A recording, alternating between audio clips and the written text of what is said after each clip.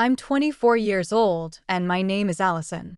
My father hit my skull with my laptop 2 days prior to the deadline for my graduate thesis. For 18 months, I had been working on that thesis. My mother chuckled in the corner while blood ran down my cheeks. Dad was standing over me, his angry face twisted. Your future? He spat out, that's a joke. You're not worthy of a future.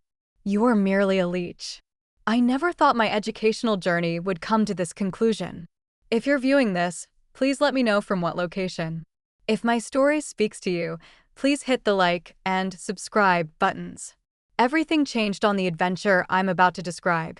In Millbrook, a little industrial town where I grew up, life was more consistently regulated by the factory whistle than by any clock. The flaking paint of our small two-bedroom cottage on the outskirts of town served as a continual reminder of what my father referred to as having realistic priorities. Harold Thompson, my father, worked at the steel mill for 27 years. His calloused hands and permanent scowl were the results of what he proudly termed real work. Education was frivolous in his eyes, a luxury for people too soft to earn an honest living. Mom, Doris, worked part-time at the local diner when she wasn't busy keeping house exactly as Dad demanded. She learned early in their marriage that contradicting him led to days of cold silence or explosive arguments. Over time, she became his echo, reinforcing his opinions to avoid becoming their target. Occasionally, she would join his mockery of my academic interests, her nervous laughter a shield against becoming the next object of his derision. My older brother, Frank, was the golden child. He dropped out of high school in his junior year to work alongside Dad at the mill.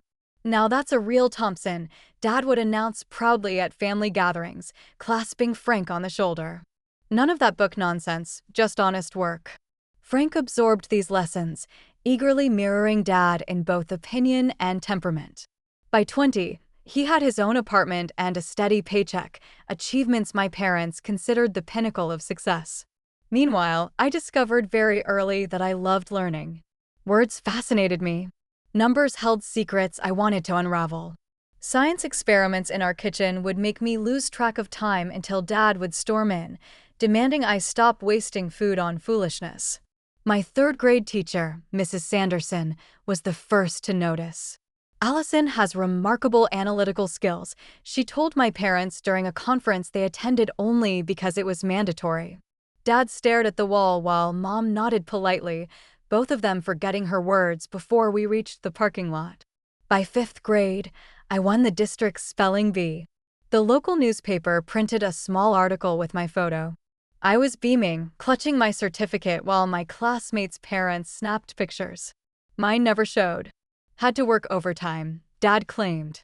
I later overheard him telling Frank it was ridiculous to celebrate knowing how to spell words any normal person could just look up. In 7th grade, my science project on water quality in local streams earned state recognition. The principal called home personally to share the news. Mom answered and said, "That's nice," in the same tone she used when acknowledging the weather forecast. When I asked if they would drive me to the state competition 2 hours away, Dad scoffed. "We're not wasting gas, so you can play scientist. That won't put food on the table." High school became my sanctuary. I joined every academic club possible, staying after school until the last possible moment before heading home. My English teacher, Mr. Vaughn, loaned me books from his personal collection. "Your mind is exceptional, Allison," he told me once. "Don't let anyone dim your light." My math teacher, Miss Garcia, stayed late to help me prepare for advanced placement exams.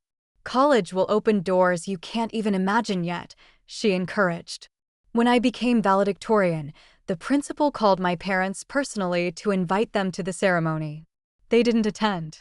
Dad had a fishing trip planned with Frank. Mom claimed she had a migraine.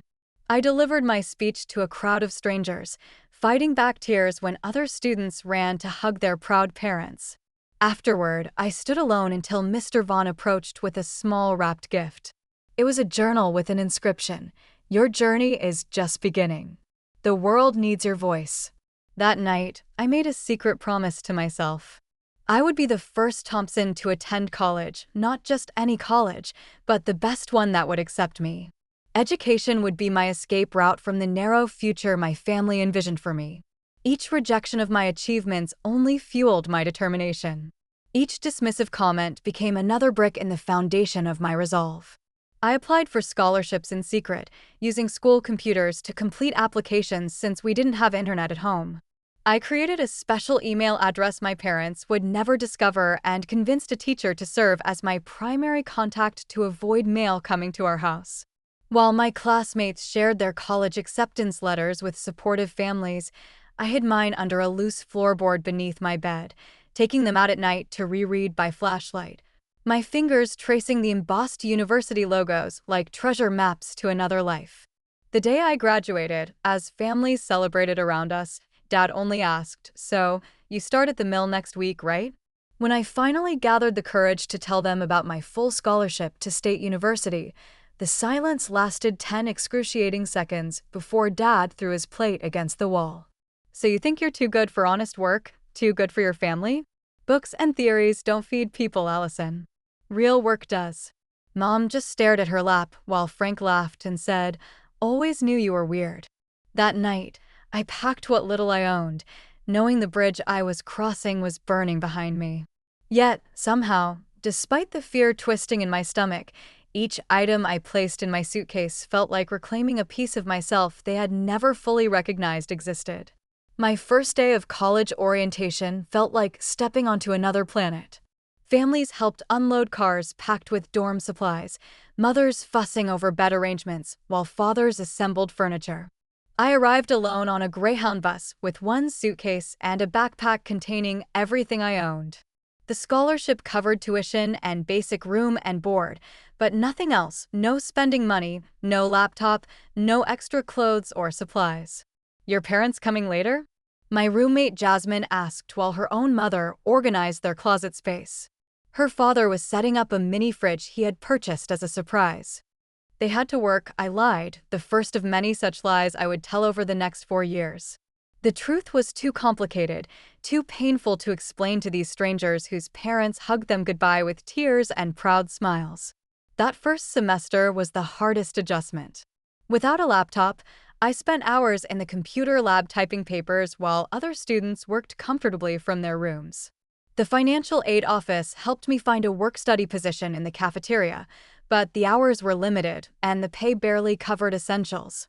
I found a second job waiting tables at a diner near campus, working nights and weekends while trying to maintain the GPA required for my scholarship. 3 weeks into October, my carefully constructed budget collapsed when I developed strep throat. The clinic visit and antibiotics depleted my meager savings. With nowhere else to turn, I swallowed my pride and called home. Mom answered, her voice immediately guarded. "Is everything okay?" she asked. "I mean, are you finally giving up this college nonsense?" "I'm a little short on money this month," I explained. "I got sick and had some medical expenses. I was wondering if maybe I could borrow just $100 until my next paycheck." The silence stretched before Dad grabbed the phone. "Money problems already? Welcome to the real world, college girl. Maybe now you'll understand what actual responsibility feels like." He hung up without another word. That night, I slept in my car for the first time, having been unable to cover both medication and my portion of the dorm utilities. Jasmine had family visiting, so I made excuses about staying with a friend to avoid embarrassment. For 2 weeks, I alternated between the back seat of my 15-year-old Honda and the 24-hour campus library, showering in the gym before classes. Nobody noticed. I became invisible, just another tired student among thousands. By Thanksgiving, most students went home for the holiday. I picked up extra shifts at the diner, earning double pay plus generous tips from customers who felt sorry for the poor college girl working on the holiday. With those funds, I secured a tiny studio apartment off campus that cost less than the dorm. It was in a questionable neighborhood, but it was mine. Despite these hardships, I excelled academically. My professors noticed my work ethic and intellectual curiosity. Dr. Lewis, my introduction to psychology professor, became the first of several mentors who would shape my academic journey. After I submitted a paper analyzing the psychological impacts of economic insecurity on family dynamics, She asked me to stay after class. "This analysis shows remarkable insight," she said. "Have you considered majoring in psychology?" That conversation opened a new path. Psychology offered a framework to understand my own experiences. The more I studied family systems, attachment theory, and resilience factors, the more I recognized patterns in my own upbringing. Knowledge became more than escape, it became healing. By sophomore year, I had settled into a punishing but sustainable routine: classes in the morning, library study sessions in the afternoon, work shifts in the evening, and homework late into the night. I survived on ramen noodles, free campus event food, and the occasional meal a professor would buy me during academic discussions. I learned to find the buildings with the best heating during winter and the best air conditioning during summer to minimize my apartment utility bills. Junior year brought a research assistant position that paid better than my service jobs. Professor Harrington selected me from dozens of applicants based on my academic performance. "Your perspective on socioeconomic factors in family psychology is unusually nuanced," he explained. "Most students your age have only a theoretical understanding of these issues." If only he knew how personally I understood them. Each theory I studied illuminated another aspect of my family dynamics. Each research paper I read gave me language for experiences I had previously only felt. By senior year, I had found my academic passion, studying how family environments impact educational achievement and psychological development. The irony was not lost on me that my own family had become my greatest case study. I graduated summa cum laude with departmental honors. Several professors encouraged me to apply for graduate programs, offering glowing recommendations. When my graduate school acceptance letter arrived, along with a teaching assistantship that would cover most expenses, I felt vindicated. I had proven myself despite every obstacle. In a moment of optimistic weakness, I called home with the news. Mom answered, sounding older than I remembered. "I got accepted to the graduate program at State," I said, trying to keep the pride from my voice. "Full funding and a teaching position." "Oh," she paused. "So, more school then. When do you plan to get a real job, Allison?" "This is a real job, Mom. I'll be teaching and doing research." Dad must have been listening on the extension because his voice suddenly cut in. "So, the perpetual student continues to avoid growing up. Some of us have been working real jobs since we were 16, but I guess that's beneath the professor wannabe." I ended the call shortly after, reminding myself why I had limited contact with them to begin with. Yet, some childish part of me had still hoped for approval, for acknowledgement that what I had accomplished was worthwhile. That hope now seemed as naive as expecting water from a stone. With graduate school ahead, I needed to find affordable housing near campus. The teaching stipend would cover basics, but barely. After calculating costs, I made a difficult decision. I would rent a small apartment in my hometown, 20 minutes from campus. The rent was significantly cheaper than university area housing, and I could manage the commute. I told myself it was purely financial, but perhaps some part of me still yearned for the family connection I had never truly had. Graduate school intensified everything about academic life. The coursework was more demanding, the expectations higher, the competition fiercer. Yet, for the first time, I felt truly in my element. My undergraduate struggles had prepared me for this pressure in ways my more privileged classmates were just beginning to understand. My focus narrowed to family psychology, specifically the impact of parental attitudes toward education on children's academic achievement and self-concept. Each research paper I wrote circled this theme, examining it from different theoretical angles. My professors noted the unusual depth of my analysis. "Most students your age approach these topics theoretically," Dr. Westfield commented on one of my papers. "Your work shows a remarkably nuanced understanding of the lived experience." If only she knew how personal this research was to me. Every statistical correlation I studied reflected moments from my own childhood. Every case study contained echoes of my own story. I was simultaneously the researcher and the subject, though I kept this duality carefully hidden behind academic language and methodological rigor. 3 months into the program, my carefully balanced budget collapsed when my car needed major repairs. The teaching stipend barely covered rent, utilities, and food, with nothing left for emergencies. After exhausting all other options, I reluctantly called my parents. I need a place to stay for just a month or two while I save for a new car, I explained, hating the vulnerability in my voice. I can pay some rent, help with chores, and I'll be at the university most days anyway. To my surprise, they agreed with minimal argument. Dad grumbled about coming back with your tail between your legs, but Mom seemed almost pleased at the prospect of having me home. Maybe, I thought naively, time had softened their attitudes. Maybe seeing my dedication would finally earn their respect. The first week went surprisingly well.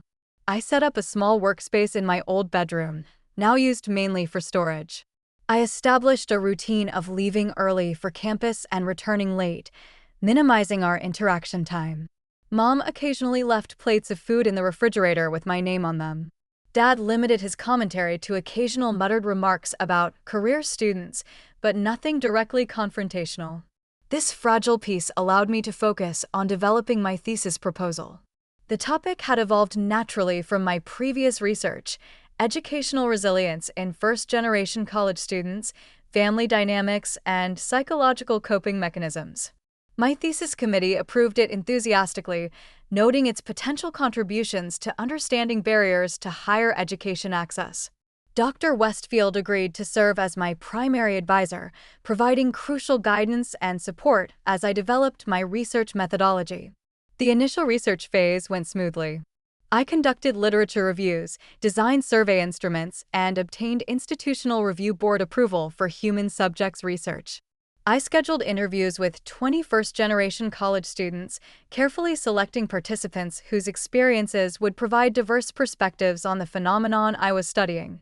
Each interview lasted 2 to 3 hours, yielding rich qualitative data that both validated and complicated my initial hypothesis. As the work intensified, so did tensions at home. What began as subtle digs escalated into daily commentary on my obsession with schoolwork and questions about when I would join the real world. Dad took particular issue with my laptop, which represented everything he despised about intellectual pursuits. "Staring at that screen all day will rot your brain," he would announce, deliberately turning on the television to maximum volume whenever I was working. People who type for a living are just pretending to work. Mom adopted her familiar pattern of passive reinforcement. "Your father just wants what's best for you," she would say after particularly harsh comments. Maybe a nice office job would be better than all this stress. Simpler. As if I wanted simple. As if I hadn't spent my entire life fighting to escape simple. My brother Frank began dropping by more frequently, always when I was deep in concentration. He would barge into my room without knocking, ask pointless questions, or remind me of family obligations I had supposedly forgotten. Each interruption cost valuable time and mental energy as I struggled to regain my focus. Sleep became a luxury I could rarely afford. I began working through the nights when the house was quiet, catching a few hours of rest in the early morning before heading to campus. The physical and mental exhaustion accumulated, but my determination only grew stronger. Every obstacle they created fueled my resolve to complete this thesis, to prove once and for all that their limited vision of my worth was wrong. 6 weeks before my submission deadline, Dr. Westfield reviewed my draft and provided critical feedback that necessitated substantial revisions. "Your analysis is strong," she explained, "but you need to restructure your findings to more clearly address the theoretical framework. These connections are implicit in your work, but they need to be explicit." This setback coincided with technical issues that corrupted some of my backup files. I lost several days of work, forcing me to reconstruct complex statistical analyses from memory and scattered notes. The pressure mounted as the deadline approached with seemingly insurmountable obstacles. Each day, I felt the thesis slipping further from completion. The night I overheard my parents talking about me in the kitchen was the breaking point. I had come downstairs for coffee, desperate to stay awake for another all-night writing session. Their voices drifted from around the corner. "She thinks she's so smart with all those books and big words," Dad was saying. "What good is a fancy degree if you still live with your parents at 24? Frank had his own place at 19. "I worry about her," Mom replied, not in defense, but in agreement. All this education and for what? No husband, no children, just papers nobody will ever read. Waste of time and money, Dad concluded. Should have gone to work after high school like a normal person. I retreated silently to my room, their words burning like acid in my chest. With renewed determination, I worked 20 hours straight, fueled by coffee and rage. By the time dawn broke, I had reconstructed the lost analyses and implemented most of Dr. Westfield's suggested revisions. My thesis was 90% complete with 48 hours remaining until submission.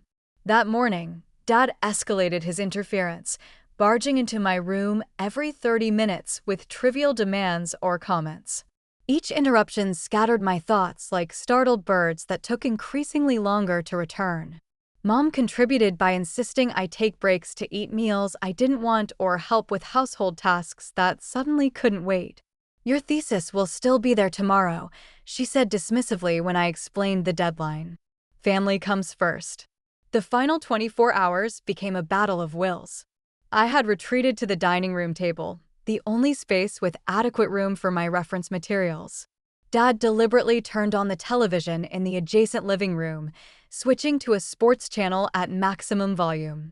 When I asked him to lower it, he launched into a tirade about ungrateful children and his house, his rules. I worked through the night, completing the final revisions as sunlight began filtering through the curtains. Just formatting and one last proofread remained. The submission deadline was noon. I was exhausted but triumphant, knowing I had overcome every obstacle they had placed in my path. The thesis was good, not just adequate, but genuinely insightful work that made meaningful contributions to my field. For the first time in weeks, I allowed myself to feel a glimmer of pride.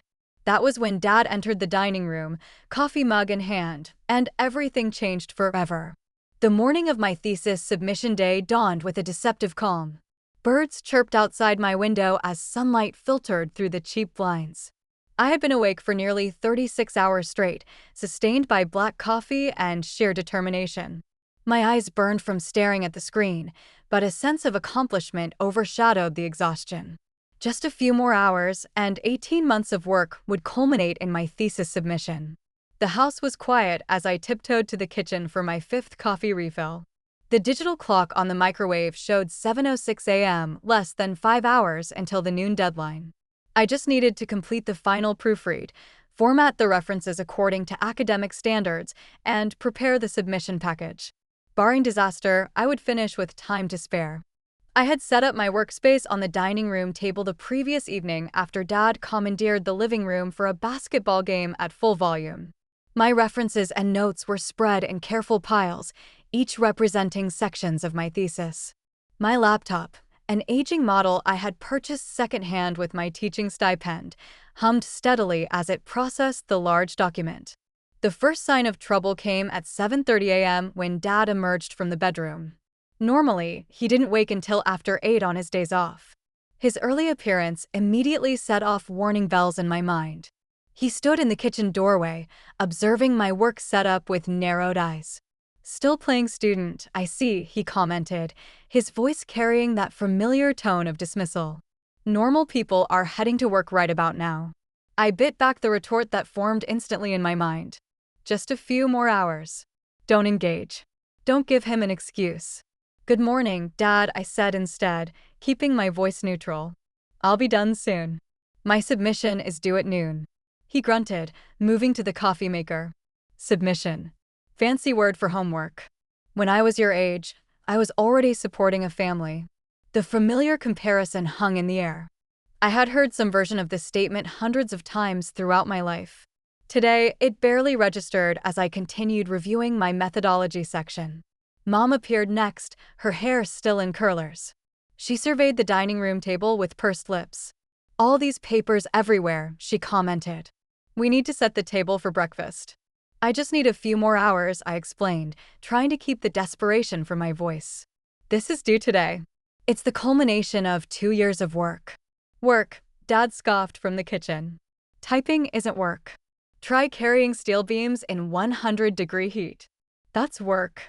Mom placed her hand on my shoulder in what might have appeared supportive to an outside observer, but I recognized the subtle pressure in her fingers. Surely you can take a short break for family breakfast. We hardly see you anymore. The irony of this statement was not lost on me. For weeks, they had complained about my presence, about my laptop, about my papers cluttering their space. Now, suddenly, family togetherness was a priority, precisely when my deadline loomed largest.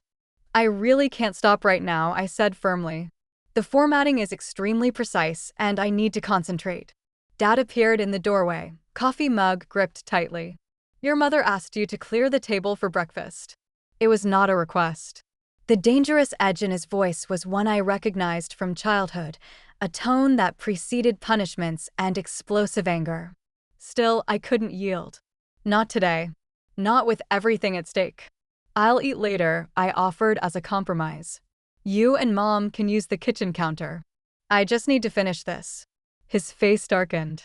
Ungrateful, he said. That's what education does. Makes kids think they're too good for family meals, too important to follow house rules.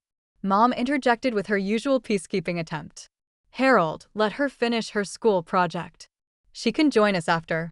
But her words lacked conviction, and we all knew it. Dad slammed his mug down, coffee sloshing over the rim. Project. She's 24 years old, playing with school projects while real adults work for a living. I tried to tune out his voice, focusing intently on my screen. Just keep working. Don't engage. Every minute of distraction was a minute lost, and the deadline was immovable. At 9:30, Frank arrived unannounced. His visits had become suspiciously frequent during my thesis completion phase, always timed to periods of intense concentration. He burst through the front door without knocking, his booming voice shattering my focus. Family breakfast? Mom told me you were cooking, Dad, he announced, dropping his keys loudly on the counter. He peered over my shoulder at my laptop. Still writing that paper. Thought you'd be done by now. Thesis, I corrected automatically. And yes, I'm finishing it today. Frank laughed. Thesis, paper, homework, whatever. Same thing, right? Hey, did I tell you guys I got that promotion at the mill? Supervisor now. Full benefits, pension, the works. Dad beamed with the pride he had never once directed toward my achievements. That's my boy. Real work, real rewards. None of this degree nonsense that never ends. The contrast was so stark, so painful, that I had to physically restrain myself from reacting. I took a deep breath and returned to my citations, determined to maintain focus despite their deliberate provocations. The next 2 hours passed in a blur of passive-aggressive comments, deliberate noises, and thinly veiled hostility. Mom repeatedly entered the dining room to dust surfaces that didn't need dusting. Dad increased the television volume every 15 minutes until it reached absurd levels. Frank engaged in loud phone conversations directly behind my chair. By 11:30, my nerves were frayed to the breaking point, but triumph was within reach. The thesis was formatted correctly, citations verified, abstract polished. All that remained was the final save and submission through the university portal. I was actually going to make it, despite everything. That was when the internet connection failed. I stared at the error message in disbelief. No connection available. I checked my phone, no service there either. With mounting dread, I walked to the living room, where Dad sat watching television with perfect internet connectivity. The internet is out in the dining room, I said, struggling to keep my voice steady. I need to submit my thesis in the next 30 minutes. Can you check the router? He didn't look away from the screen. Internet's working fine for me. But it's not working on my laptop or my phone, I explained, panic rising. Please, this is critical. I have to submit by noon. He turned slowly, his expression unreadable. Funny how these emergencies always revolve around your schoolwork. Never seem to have technical problems when it's time to help your mother with chores. The realization dawned with sickening clarity. Did you do something to the internet? A small, satisfied smile played at the corners of his mouth. My house, my internet. Maybe I put on parental controls. Maybe the dining room is a no-computer zone now. Blood rushed to my face as anger and desperation collided. 18 months of work, countless all-nighters, the culmination of my graduate program, all jeopardized by his petty power play. I need to submit this thesis, I said, my voice shaking with the effort of restraint. This is my future, Dad. He laughed, a sound utterly devoid of humor. Your future? That's a joke. He stood up suddenly, looming over me. What future does endless schooling give you? Frank has a house, a promotion, a real life. What do you have? A stack of papers nobody will read and student debt. Mom appeared in the doorway, drawn by the escalating voices. Instead of intervening, she stood silently, her presence a tacit approval of his behavior. I need to get this submitted, I repeated, moving toward the router on the shelf. I'll reset the connection myself. His hand shot out, gripping my arm with bruising force. You don't touch anything in my house without permission. Let go of me, I said, yanking my arm away. This is insane. I just need internet access for 5 minutes to submit my work. Your work, he sneered. You mean your excuse to avoid real responsibility? Your high and mighty education that makes you think you're better than us. Decades of suppressed rage and hurt suddenly crystallized into clarity. This has never been about my education, I said, the realization breaking through like sunlight. This has always been about your insecurity. You're threatened by the fact that I chose a different path. His face contorted with fury. You ungrateful little, and that was when I committed the unforgivable sin in our household. I interrupted him. No, I'm not ungrateful. I'm ambitious. I'm determined, and I'm not going to let you sabotage my future because you don't understand it. I turned my back on him, heading to the dining room to collect my laptop. I would drive to campus if necessary, though the 30-minute commute would likely mean missing the deadline. Still, I had to try. I heard him following, his heavy footsteps vibrating through the floor. I reached for my laptop just as he entered the room. You think you're so much smarter than everyone, he said, his voice dangerously quiet. So much better than your family because of your precious education. I didn't respond, focused on quickly gathering my materials. Time was running out. Look at me when I'm talking to you, he demanded. When I continued packing, his hand slammed down on the table. I said, look at me. I turned, clutching my laptop to my chest like a shield. I have to go. We can talk about this later. There's nothing to talk about, he said, advancing toward me. You need to learn respect. You need to learn your place. My place is not here, I replied, the truth of it ringing clear. It never was. That was when something in his eyes changed, a final restraint snapping. Later, I would recognize it as the moment when his need to control overwhelmed everything else. In that instant, he was no longer my father, but simply a man who couldn't bear to be defied. Your future, he repeated, his voice eerily calm. That's a joke. His hand shot out toward my laptop. Time seemed to slow as his fingers closed around the edge of my laptop. For a bizarre moment, I thought he might just take it away, hide it until the deadline passed, a childish punishment for my perceived insolence. I couldn't have imagined what came next. With a strength born of decades of physical labor and incandescent rage, he wrenched the laptop from my grasp. I watched in disbelieving horror as he raised it high above his head. Our eyes locked for a fraction of a second. There was no hesitation in his, no moment of paternal reconsideration, just cold, deliberate fury. The laptop came down with brutal force against the side of my head. The impact exploded through my skull like a gunshot. Pain bloomed instantly, bright and searing. The corner of the device struck just above my right temple, and I felt the skin split open. Warm wetness began trailing down my face. The blow sent me staggering backward until my shoulders hit the wall.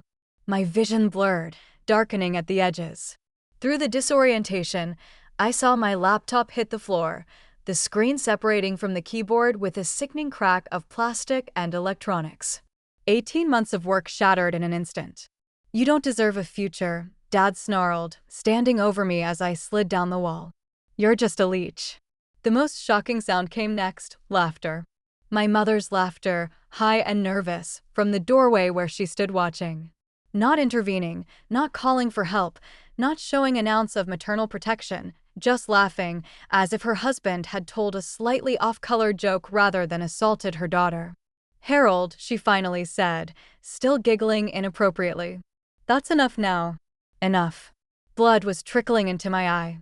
My thesis, my graduate degree, my future lay in pieces on the floor.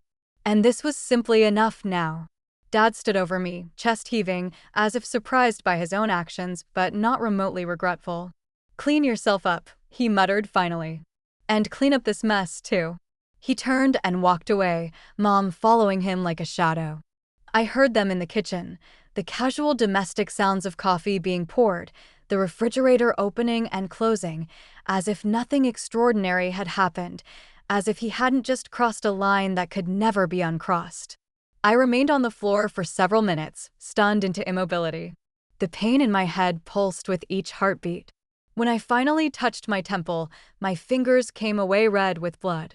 The cut was deep enough that I would likely need stitches. More immediately concerning was the nausea and dizziness that suggested a possible concussion.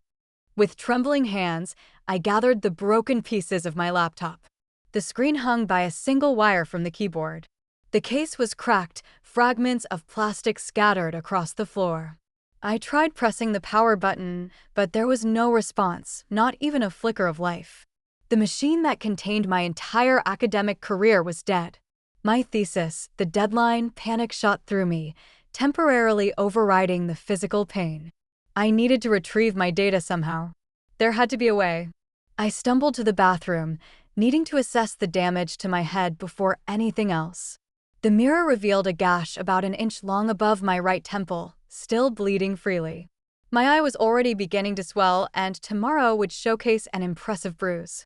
I pressed a clean washcloth against the wound, applying pressure to slow the bleeding. Concussion symptoms were setting in stronger now. The bathroom light seemed painfully bright, and when I moved my head too quickly, the room spun alarmingly. I knew I should probably go to an emergency room, but the thesis deadline loomed larger than my physical well-being. Noon. It was already past 11. Less than an hour remained. I returned to the dining room, washcloth still pressed to my head.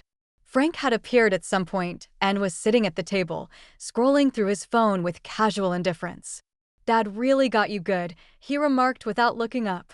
Should have known better than to talk back. The casualness with which he acknowledged the assault without condemning it was perhaps more chilling than the attack itself. This was normal to them. This was acceptable. "I need to get my thesis files off this laptop," I said, ignoring his comment. "Do you have a computer I can use? I have to submit by noon." He laughed. "Still worried about homework after Dad just knocked you into next week? Your priorities are messed up, sis." "Please," I said, hating the pleading in my voice, but desperate enough to beg. "This is my graduate thesis, everything I've worked for. I just need to access the files." He finally looked up, shrugging. "Sorry. Left my laptop at home. Besides, that thing is toast. No way you're getting anything off it." I knew he was right. The damage was catastrophic. Still, I had to try. With shaking hands, I gathered the broken pieces and my bag. Blood continued seeping through the washcloth, but I had no time to deal with it properly. I needed to leave. Mom appeared in the doorway as I was preparing to go. "Where do you think you're going?" she asked, as if I were a teenager breaking curfew rather than an injured adult. "To the hospital and then to campus," I replied, not looking at her. I couldn't bear to see the woman who had laughed while I bled. "Your father is still upset," she said, her voice lowered. "Maybe you should wait until he calms down. Apologize for provoking him." The absurdity of her suggestion struck me like a second blow. Apologize for what? For pursuing education? For expecting basic human respect? For having my skull split open by my own father? "I'm not apologizing," I said, my voice steady despite everything. "And I'm not staying here another minute." "Don't be dramatic, Allison," she sighed. "It was just a little argument that got out of hand. Family disagreements happen." "This wasn't a disagreement, Mom. This was assault." Her face hardened. "Now you're just being ridiculous. Your father would never." "He just did." I gestured to my bleeding head. "Look at me. Look at what he did." She glanced at my injury with clinical detachment. "You probably need a few stitches. I can drive you to urgent care after lunch." After lunch. As if we were discussing a minor inconvenience rather than a traumatic attack, as if my thesis deadline and potentially my entire academic future weren't evaporating with each passing minute. "I'm leaving," I repeated, gathering my belongings. "And I'm not coming back." Dad's voice boomed from the living room. "If you walk out that door, don't bother coming back. Ungrateful children don't get second chances in this house. Mom gave me a look that somehow managed to be both pleading and accusatory. See what you've started? Just apologize, and this will all blow over. In that moment, I saw with perfect clarity the dynamic that had shaped my entire life, the enabler and the aggressor working in seamless tandem to maintain a system of control through fear and manipulation. I had been trying to escape it since childhood, but some lingering hope for parental love had kept me tethered to their toxic orbit. No more. Goodbye, Mom, I said quietly, moving past her toward the door. You'll regret this, she called after me. When your fancy education leaves you alone with no family, you'll regret choosing books over blood. I didn't respond. There was nothing left to say. With my broken laptop clutched against my chest and blood still trickling down my face, I walked out the front door into the blinding sunlight of a future suddenly unmoored from everything I had worked toward. The dizziness hit me hard as soon as I reached my car. Concussion symptoms were intensifying, making it difficult to focus. I sat behind the wheel, trying to organize my thoughts through the pain and disorientation. The thesis deadline, the head wound, the shattered laptop, everything was falling apart simultaneously. I checked my phone, 11:40. No time to get to campus before the noon deadline. No way to recover my files from the destroyed computer. No option to request an extension without documentation of the emergency. The culmination of my graduate work was slipping away while blood continued seeping through the washcloth pressed to my temple.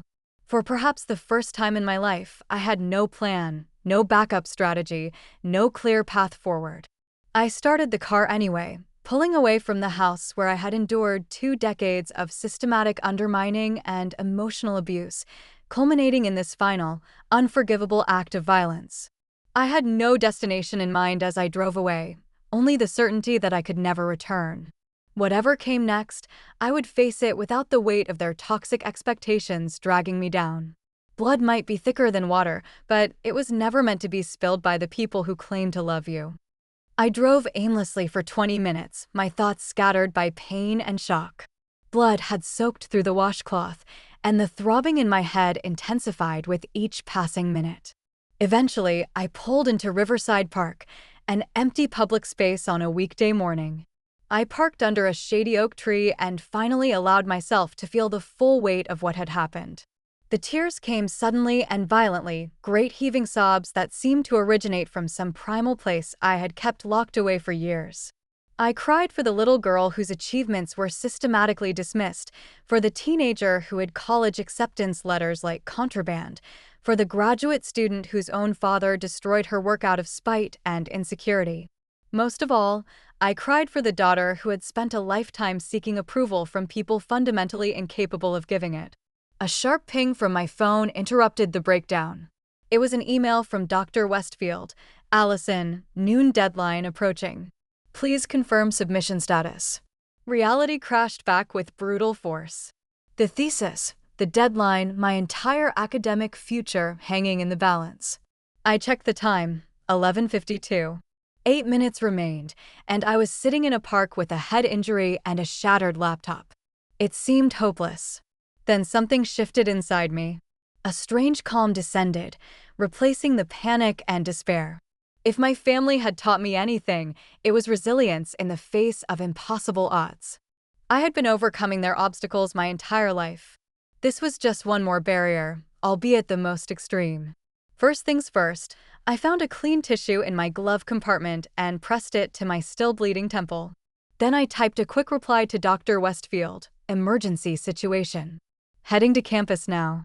Please advise about late submission protocol. The response came almost immediately. What kind of emergency? Are you all right? I hesitated, then decided complete honesty was the only option. Physical injury requiring medical attention. Laptop destroyed. Cannot access thesis files. Will explain in person.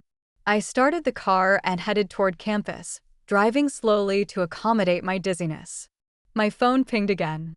Dr. Westfield had replied, "Go to University Health Services immediately. I'll meet you there. Don't worry about the thesis right now." Her concern, so different from my family's reaction, brought fresh tears to my eyes. I followed her instructions, navigating carefully to the University Health Center. By the time I arrived, blood had soaked through the tissue and was trickling down my face again. The receptionist took one look at me and immediately ushered me into an examination room.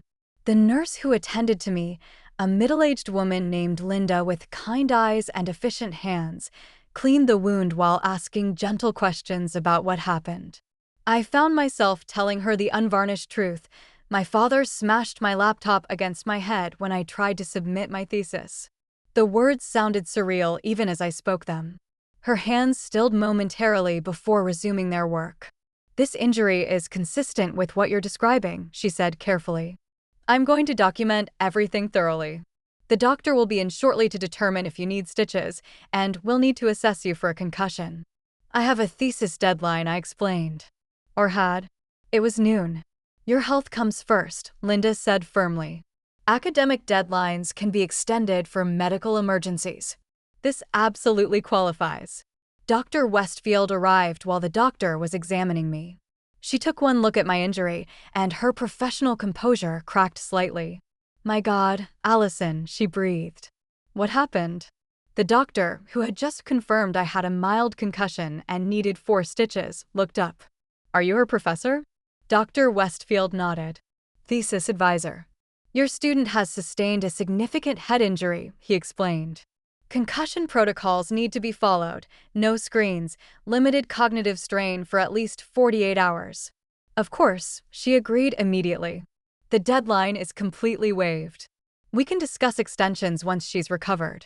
While the doctor prepared to stitch my wound, Dr. Westfield pulled a chair beside the examination table. "Allison, the nurse mentioned something about your laptop being used as a weapon. Can you tell me what happened?"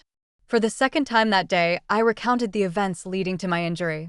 Dr. Westfield listened without interrupting, her expression growing increasingly concerned. When I finished, she took a deep breath. "First, your thesis isn't lost," she said. "You sent me a draft 2 days ago, remember? We have that version at minimum." Relief flooded through me. In the chaos, I had forgotten about that email. "Second," she continued, "the university has protocols for situations like this. What happened to you is assault, and we need to report it. The campus police office is just next door. Would you be willing to speak with them after your medical treatment is complete?" I hesitated.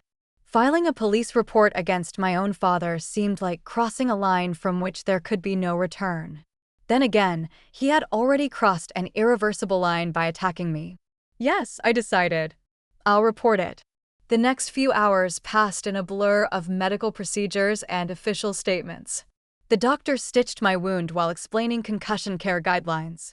A campus police officer took my statement, photographed my injury, and documented the remains of my shattered laptop as evidence. The student services coordinator arranged emergency temporary housing in a graduate apartment complex, since returning to my parents' home was clearly not an option.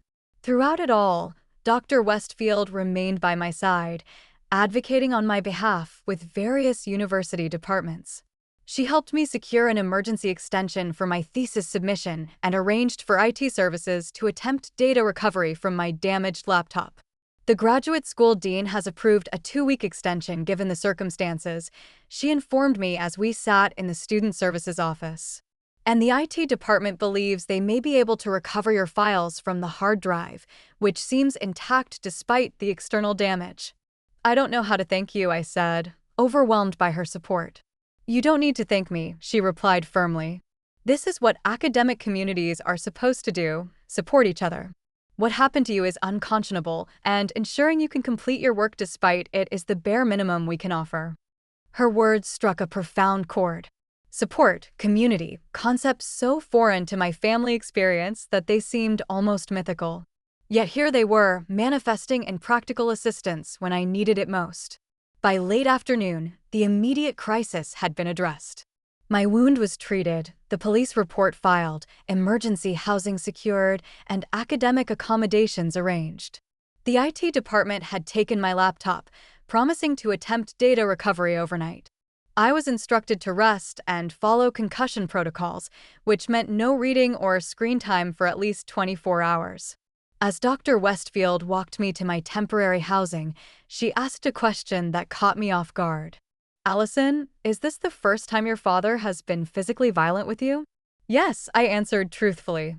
The emotional abuse has been constant, but this was the first physical attack. She nodded thoughtfully. I suspected as much from your research focus. Many scholars in family psychology are drawn to the field through personal experience. Her perceptiveness was unsettling yet validating. Is it that obvious? Only to someone familiar with the patterns, she assured me. Your insight into family dynamics has always seemed unusually nuanced for someone your age. Now I understand why. We reached the apartment building, and she helped me get settled in the simple but comfortable emergency housing unit. Before leaving, she placed a business card on the counter. This is the contact information for the University Counseling Center, she explained. They have crisis counselors available 24/7. Please consider calling them. What you've experienced is traumatic, and processing it with professional support would be beneficial. After she left, I sat on the edge of the unfamiliar bed, physically and emotionally exhausted. The events of the day seemed dreamlike in their intensity and surrealism. My head throbbed despite the pain medication, and my thoughts kept circling back to the moment when metal and plastic crashed against bone, when blood ran down my face while my mother laughed. I picked up Dr. Westfield's card and the phone. Some burdens were too heavy to carry alone. The next morning, a knock at my door revealed a university IT technician holding a small external hard drive. We were able to recover most of your files, he explained. The hard drive was remarkably intact given the damage to the laptop. We've transferred everything to this external drive. I accepted it with hands that trembled slightly from a combination of medication, exhaustion, and profound relief. Thank you. You have no idea what this means. Just doing my job, he replied with a smile. The tech department wishes you a speedy recovery. Once he left, I connected the drive to the loaner laptop provided by Student Services. There it was, my thesis, intact except for the final few edits I had made the morning of the incident. Compared to what could have been lost, this was a miracle.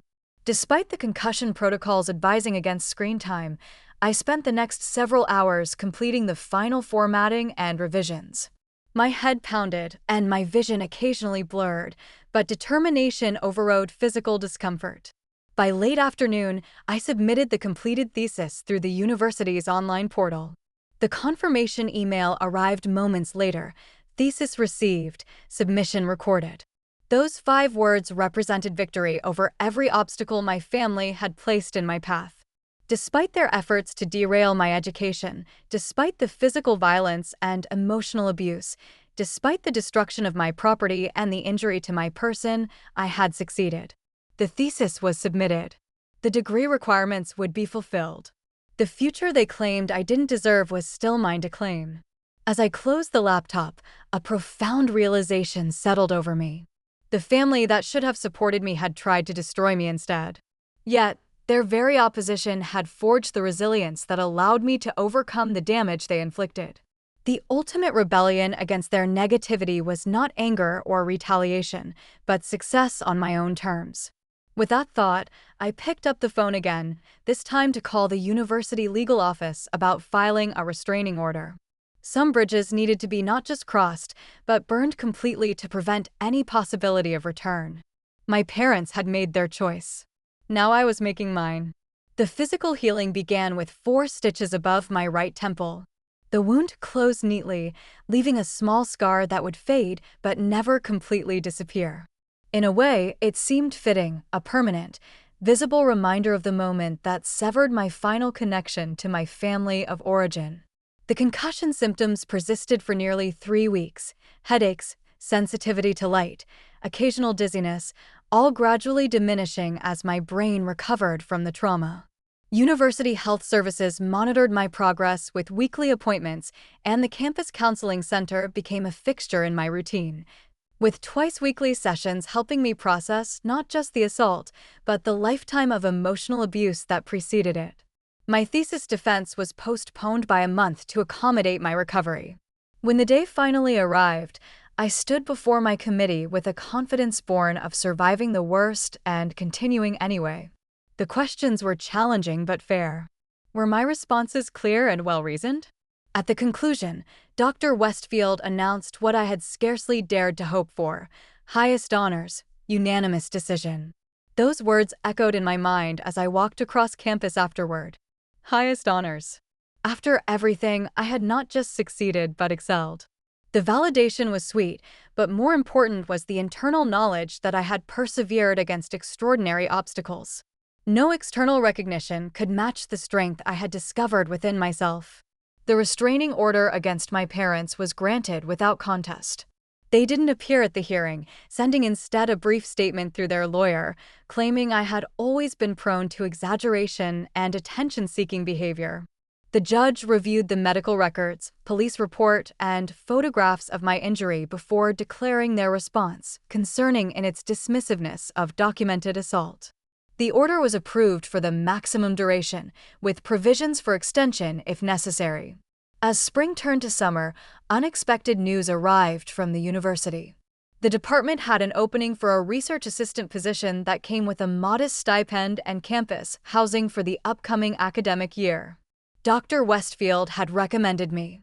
Your thesis has attracted attention from several faculty members, she explained when I met with her to discuss the opportunity. The intersection of family dynamics, educational resilience, and first-generation student experiences is increasingly relevant to our institutional goals. We'd like you to continue and expand this research. The position would allow me to remain in the academic environment where I had found support and purpose, while establishing my independence on firmer footing. I accepted immediately. 2 months after the assault, as I was settling into my new campus apartment and research role, an unexpected visitor appeared at my office door. Frank stood awkwardly in the hallway, looking simultaneously defiant and uncertain. "Can we talk?" he asked, his usual bravado notably absent. I hesitated, my hand instinctively rising to the faint scar on my temple. "That depends on what you want to say." He flinched slightly at the gesture. "I'm not here to defend them," he said quickly. "What Dad did was wrong. Really wrong." The admission shocked me into silence. Frank had always been our father's echo, reinforcing every criticism, amplifying every dismissal of my choices. "Mom and Dad told everyone you fell and hit your head on the table," he continued. "But I saw the broken laptop. I know what really happened. And you're just now acknowledging this? 2 months later." He looked down.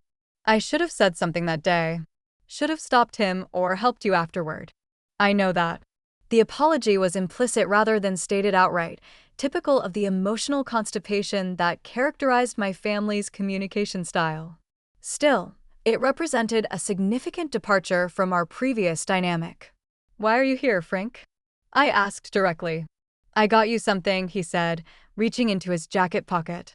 He produced a small box, which he placed on my desk. To replace what was broken. Inside was a new laptop, significantly nicer than the second-hand model that had been destroyed. The gesture was simultaneously touching and insufficient, a material solution to a problem that ran bone deep. "Thank you," I said carefully. "But a laptop doesn't fix what happened." "I know," he admitted. "Nothing really fixes it. Dad crossed a line that day. Mom, too, with her reaction." He paused, seeming to struggle with his next words. "I've been thinking a lot about how they treated you compared to me. How they always made your achievements seem worthless while praising me for basic stuff. It wasn't fair." Coming from Frank, this acknowledgement was seismic. He had benefited his entire life from the uneven distribution of parental approval. Recognizing it required a level of self-reflection I hadn't thought him capable of. "No, it wasn't fair," I agreed. "But it shaped who I am, for better or worse. Mostly better, I think." He nodded, glancing around my university office with what seemed like genuine admiration. "You made it, despite them. Maybe even because of them, in some weird way." His insight surprised me. Perhaps he was more perceptive than I had given him credit for. "Will you keep in touch?" he asked as he prepared to leave. "Not with them, just with me. I'd like to know how you're doing." I considered the request carefully. Frank had been complicit in the family dynamic that culminated in violence, but he was also a product of that environment, shaped by the same forces that had nearly broken me. "We can try," I offered slowly. It was a small opening, but significant. The ability to selectively reconstruct family connections on my own terms was a form of power I had never possessed before. As my research position evolved into a more permanent role, I began incorporating my personal experiences into outreach programs for first-generation college students from challenging family backgrounds. Without sharing the specific trauma, I could connect with students facing similar obstacles: parental disapproval, lack of support, active undermining of educational goals. Family resistance to your education often says more about their insecurities than your choices, I would tell these students. Your pursuit of knowledge threatens the status quo, challenges their worldview, and sometimes highlights opportunities they never had or choices they regret not making. This framework helped many students depersonalize the opposition they faced, to see it as a systemic issue rather than a personal failure. The ability to transform my painful experiences into support for others became the most unexpected gift of my journey. 1 year after the assault, I received an invitation to present my research at a national conference on educational equity. Standing at the podium before hundreds of educators and researchers, I felt a profound sense of vindication. The path that my father had literally tried to beat me away from had led to professional recognition, meaningful work, and a community that valued precisely what my family had dismissed. Educational resilience is not just about academic persistence despite socioeconomic barriers, I explained during my presentation. It's also about maintaining self-belief when the people who should be your strongest supporters become your most significant obstacles. For many first-generation students, the greatest achievement is not the degree itself, but the psychological strength required to pursue it in the face of active discouragement from those whose approval they most desire. The standing ovation that followed was gratifying, but the real reward came during the networking session afterward, when student after student approached to share how my framework had helped them understand their own family dynamics. I had transformed personal trauma into professional insight that benefited others. There could be no more complete victory over the narrative my parents had tried to impose. As for my parents themselves, the distance I maintained proved to be the healthiest choice.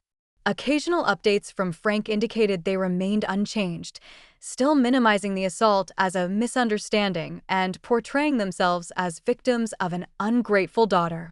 Their inability to acknowledge the reality of what happened only confirmed the wisdom of my decision to remain apart from them. The greatest insight came gradually through both professional study and personal reflection. Their treatment of me had never truly been about me at all. My father's rage, my mother's enabling, my brother's initial complicity all stemmed from their own limitations, fears, and unfulfilled potentials. Understanding this didn't excuse their behavior, but it liberated me from the weight of wondering what I could have done differently to earn their approval. Nothing. The answer was nothing, because their disapproval was never about my choices or achievements. It was about what those achievements reflected back to them about their own lives. My success became a mirror they couldn't bear to look into, so they tried to shatter it instead. In breaking away, I found the freedom to define family on my own terms. The colleagues who supported me through crisis, the students who shared their similar journeys, the mentors who recognized my potential when my parents couldn't, these people became my chosen family. Connected not by blood, but by mutual respect, shared values, and genuine care for each other's well-being. 2 years after the laptop incident, I stood in my new apartment, hanging the framed copy of my graduate degree on the wall. The small scar on my temple had faded to a thin silver line, visible only if you knew exactly where to look. Like so many aspects of that day, it had diminished but not disappeared, integrated into who I had become rather than defining me. My phone chimed with a message from Dr. Westfield. Curriculum Committee approved your proposed course on family dynamics and educational resilience for next semester. Congratulations, Professor Thompson. I smiled at the title. Professor Thompson. The future my father had claimed I didn't deserve was now undeniably mine, not despite his cruelty, but because of how it had forged me. Every obstacle they placed in my path had ultimately strengthened my resolve. Every dismissal had deepened my determination. The most profound lesson of my journey was not about family trauma or academic resilience, though these were significant. The deeper truth was about the human capacity to transform pain into purpose, to alchemize the lead of rejection into the gold of self-actualization. We can't control the families we're born into, but we can choose the people we become and the families we create for ourselves. Have you ever had to overcome opposition from people who should have supported you? How did you find the strength to pursue your dreams despite their discouragement? I'd love to hear your stories in the comments below. If this narrative resonated with you, please like, subscribe, and share it with someone who might need to hear that their worth isn't determined by those who fail to see it. Thank you for listening to my journey. And remember that sometimes the greatest gift toxic people give us is showing exactly what we don't want to become.